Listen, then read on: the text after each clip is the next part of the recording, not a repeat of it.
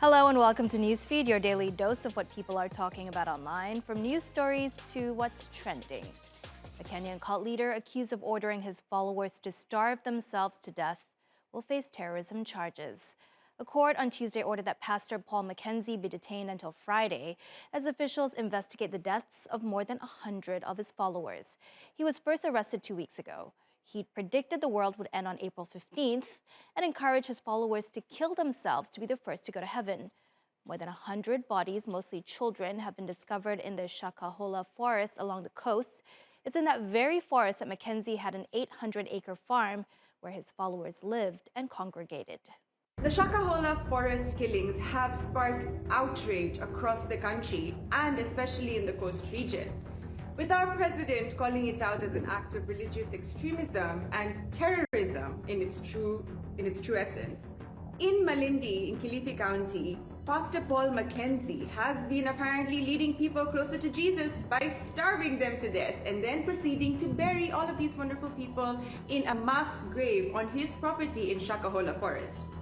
This situation, this instance, has caused outrage across the country, with many people asking what the National Police Service, what our intelligence services, and what the government has been doing about regulating the actions of such cultish pastors and their groups of people. This pastor was out here saying education is a bad thing, healthcare is a bad thing, jobs are a bad thing, burn your certificates. Autopsies have started on mostly children, and initial signs point to starvation and asphyxiation. Some 44 people were also rescued from the cult and are recovering in hospital. The shock is that there have been reports that many initially wanted to be left to die. It's not clear how many people were recruited and how their disappearance from mainstream society went unnoticed for about 2 years. Police explain how they discovered the cult. We went there based on an information that there were some people who were cited by members of public having been starved somewhere and were just about to die. Taxi driver turned preacher Paul Mackenzie is a controversial figure in Kenya and known to preach end-of-times messages on TV. Mackenzie founded the Good News International Church in 2003. He preached doomsday messages and denounced education, among other absurdities. Preaching on his YouTube channel, he warned followers against demonic practices like wearing wigs and using mobile money. The preacher was arrested for urging children not to attend school because education was not recognized in the Bible. Mackenzie moved to the Shakahola forest in 2022. He was previously charged 4 times for the messages in his sermons, but was acquitted due to a lack of evidence.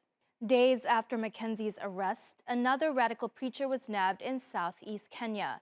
Ezekiel Odero, a wealthy, high-profile televangelist, was accused of spreading radical beliefs that led to several deaths at the church.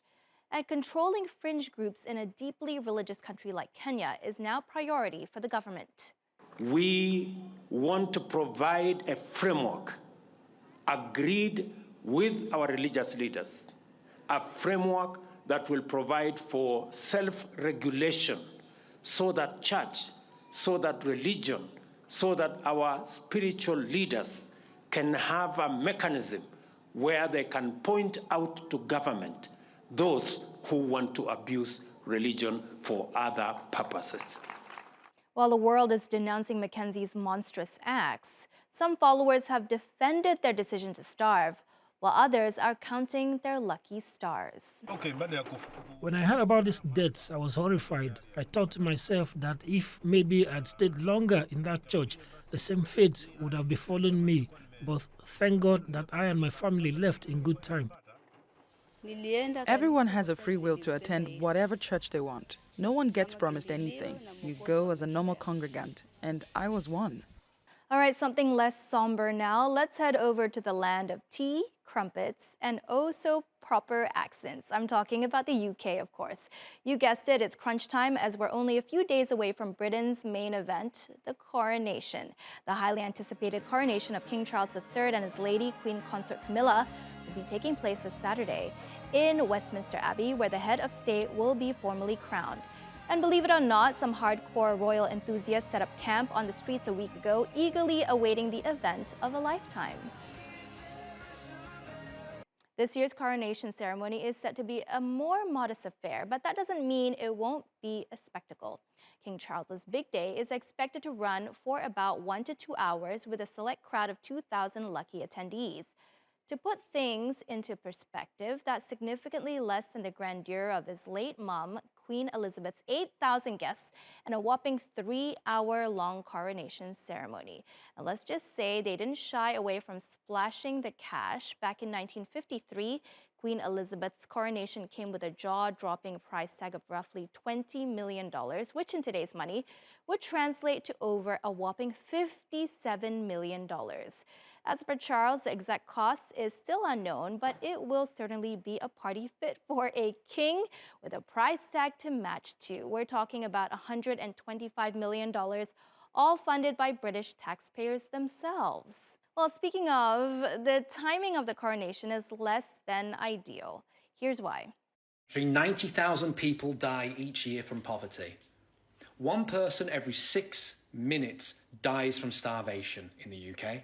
Over 250,000 people in the UK are homeless, 123,000 children. In London, 1 out of every 23 children are homeless.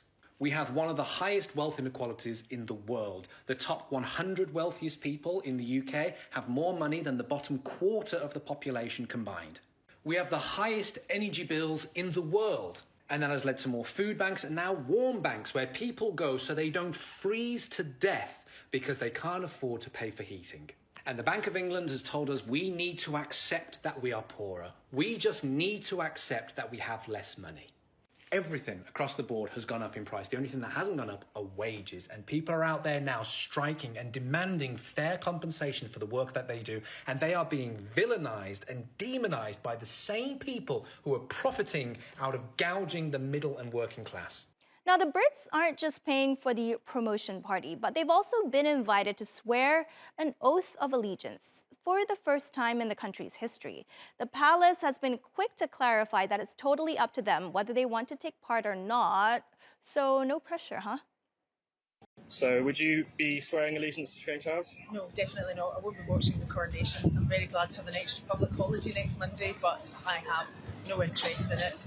I know it's voluntary, which I guess they can't force people, but I think it is outrageous in the 21st century to ask people to swear allegiance to an unelected billionaire.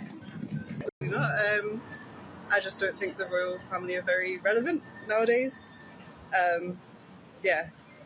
don't really believe in the monarchy, and I think they should die with the Queen, really. Yes, I will. Yeah. And why is that? Because I believe in, it's the only thing I believe in, is the royal family. Well, looks like the monarchy is in hot water. With their star player Queen Elizabeth gone, the support for the crown is at an all-time low. The buzz around the coronation has also taken a nosedive, with only 9% of folks actually hyped up for it. Yikes. But hold up, don't write it off just yet. Believe it or not, we'll still be glued to our screens this Saturday, and it's all thanks to Gen Z. They may be a tough crowd, but even they can't resist the allure of the royal family, especially when it comes to juicy insider deets. Enter TikTok. The app is blowing up with content that gives us a lowdown on the royalty. This is a once-in-a-lifetime historical display, and it just so happens to be the first coronation in the age of social media.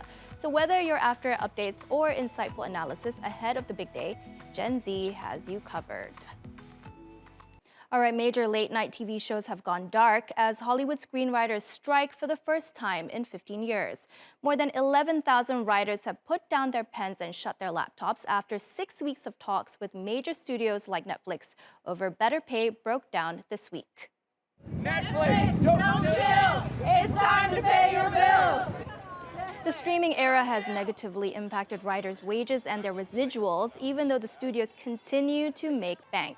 In recent years, the combined annual profits of entertainment giants like Warner Brothers, Netflix, Disney, Comcast, and Paramount exceeded $30 billion. But the writers behind the shows and movies fueling those profits continue to be paid peanuts. It needs to be that writers get paid a livable wage. Honestly, we're only asking for less than 2% of the profits they make on our work.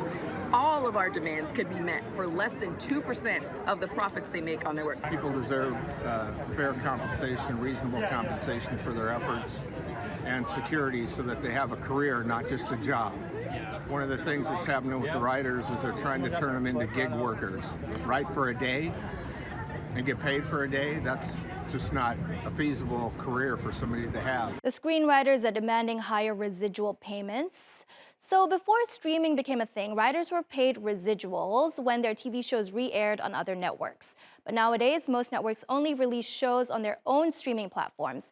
It's a far cry from the lucrative days of syndicated TV in the 90s and 2000s. Residuals these days can be as little as 1 cent.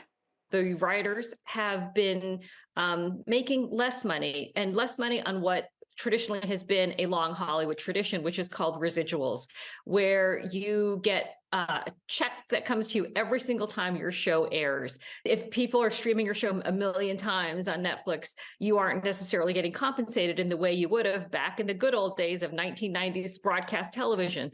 And so those checks have gotten smaller and smaller. And you're seeing on social media, people put up their 1 cent checks. There are 7 cent checks. Here, working in the entertainment business, it's become harder and harder to make a living, particularly as the cost of living in Los Angeles rises. What I'm accustomed to as a broadcast writer, as a residual, like $20,000 for an episode of TV, in streaming, I just got a check for the same project for $23. And what's happening a lot is that at a certain point, after a certain couple of years, a streamer has to continue paying residuals, and instead of doing that, they much rather just pull the product from their app. And so that's what we're seeing a lot of. Screenwriters like Danny Tolley there have been sharing their struggle to make ends meet online. Alex O'Keefe was one of the writers of critically acclaimed series The Bear. He details how, when he won the Writers Guild Award for the show, his bank account was in the negative. The suit he wore to the awards show was bought by family and friends, and bow tie bought on credit. Yellow Jackets co-creator Ashley Lyle tweeted that she and showrunner Bart Nickerson were only paid $40,000, split between the two of them, for the 8 months they worked on the series pilot. And even that was subject to commissions and taxes. The next season of the hit thriller is one of the many shows already impacted by the writer's strike. It's definitely going to delay it. We had actually started the first day of The Room on kind of Monday, and so kind of obviously we've left The Room and stopped kind of working on season 3. So it's definitely going to delay it for as long as the strike lasts. Okay, you may think it's not a big deal. The strike will only delay the release of some upcoming shows. But there is a real-world cost to the impasse. The last time Hollywood screenwriters went on strike was 2007. It went on for 100 days and cost the industry more than $2 billion. That's $3 billion in today's value. It won't just be writers' rooms that are empty. The strike will impact virtually every job in TV and film, from cinematographers to caterers and stylists, as productions grind to a halt. Staying in Hollywood, but onto the glamorous side of it this time. The first Monday of May has come and gone, which means the mother of all fashion events has taken place. I'm talking about the Met Gala. It's a glittering soiree that draws the creme de la creme of Hollywood, the fashion world, and high society in New York. And just like every year, we all love to weigh in on the fashion hits and misses. Who nailed the theme or who missed the memo completely? Let's be honest, that's half the fun. This year's theme was in honor of Karl, which caused quite a stir. The legendary fashion icon Karl Lagerfeld was the inspiration behind the dress code, and not everyone was on board with this controversial choice. Karl Lagerfeld was the creative director of fashion houses including Fendi, Chloe, and Chanel. In fact, he revitalized Chanel in the 80s. The Met Gala theme this year is Karl Lagerfeld, a line of beauty, and while Karl was revered for his work, he also had a big mouth and a tendency to offend people wherever he went, making fat-phobic and generally rude comments. Here are just a few. In Numero magazine, Karl said that he was fed up with efforts of the Me Too movement. He said, "What shocks me the most in all this are the starlets that have taken 20 years to remember what happened." In the same interview, he stated that he cannot stand Harvey Weinstein. He also has a number of fat-phobic quotes to his name, including "No one wants to see curvy women" in a German news magazine Focus in 2009. Okay, but does the art outweigh the artists? Actor and body positivity advocate Jamila Jamil has called the theme a double standard in the industry, as a lot of people just decided to ignore Lagerfeld's comments, separate the art from the artist, and chose to honor a man who was publicly cruel. But when the interviewers probed about the fashion mastermind, some celebs clammed up tighter than an oyster, not even a peep about his name. And amidst the sea of retro Lagerfeld outfits, some stars decided to shake things up and pay tribute in their own unique ways. I am a little disappointed that people went to the Met knowing what the theme was about, who they were remembering, but I will say, some fierce ladies like Viola Davis here rocked pink ensembles as a statement, because Lagerfeld had a notorious disdain for the rosy hue. Meanwhile, Jared Leto and Doja Cat, living up to her name, strutted their stuff in costumes inspired by Lagerfeld's famous feline, the one and only Choupette. Doja also replied to interview questions with a little meow. But wait, that wasn't even the most bizarre moment of the night. Brace yourselves for a guest appearance from none other than Roach Rocherson. Yup, the cockroach who crashed the party and stole the show. This six-legged superstar strutted down the red carpet like he owned it, striking poses left and right and causing a stir on social media for his impeccable sense of style. But his moment in the spotlight was short-lived as tragedy struck and someone squished him. Farewell, Roach. And that's our show. Find us on YouTube and do subscribe to our channel. See you soon.